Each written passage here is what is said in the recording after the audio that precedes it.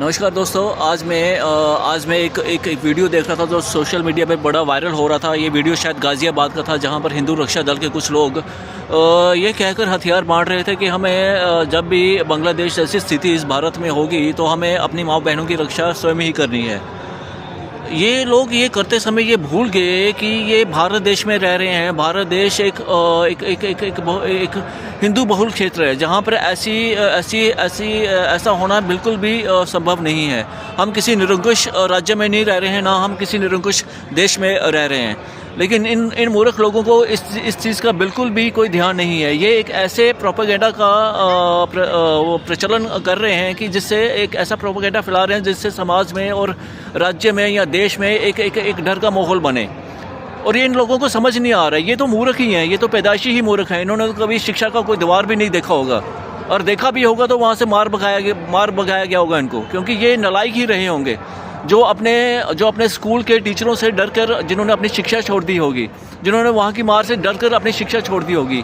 ये लोग देश में ऐसी अराजकता लाने का प्रयास कर रहे हैं जिसका इनको कोई भी ज्ञान नहीं है। मैं नहीं जानता इनके पीछे कौन से राजनीतिक दल काम कर रहे हैं, कौन सी मानसिकता इनके पीछे काम कर रही है, लेकिन जो भी मानसिकता इनके पीछे काम कर रही है वो इनको विघटन की तरफ लेके जा रही है।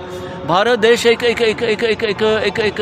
बहुल क्षेत्र है, एक जहाँ पर एक विभिन्न धर्म जातियों के लोग जहाँ से है वो यहाँ पर बस कर रह गए। यहाँ पर इसी भारत में बौद्ध, जैन और सिख और जाने कितने धर्मों को जन्म दिया है।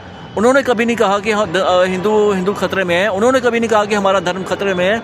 यही खतरे में है, बिकॉज ये एक पागल लोग हैं। ये ऐसे लोग हैं जिनको कुछ भी ज्ञान नहीं है। इन्होंने अपने जीवन में कुछ भी हासिल नहीं किया है सिवाय सिर्फ नफरत फैलाने के, भाई और भाई को लड़ाने के सिवाय।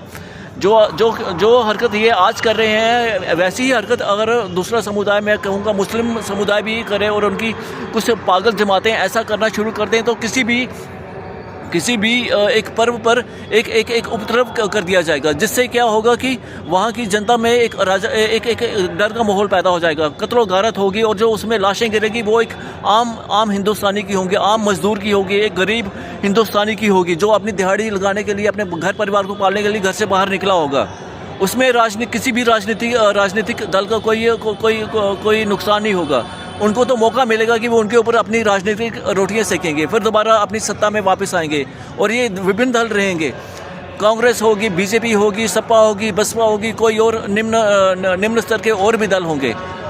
इनके पीछे जाने कि कैसे लोग हैं जो हमारे यहाँ पर अराजक माहौल पैदा करने की कोशिश कर रहे हैं। हमें इनका बहिष्कार करना है और उनको जड़ से उखाड़ फेंकना है। यही हमारी शिक्षा काम आएगी। और हम ऐसे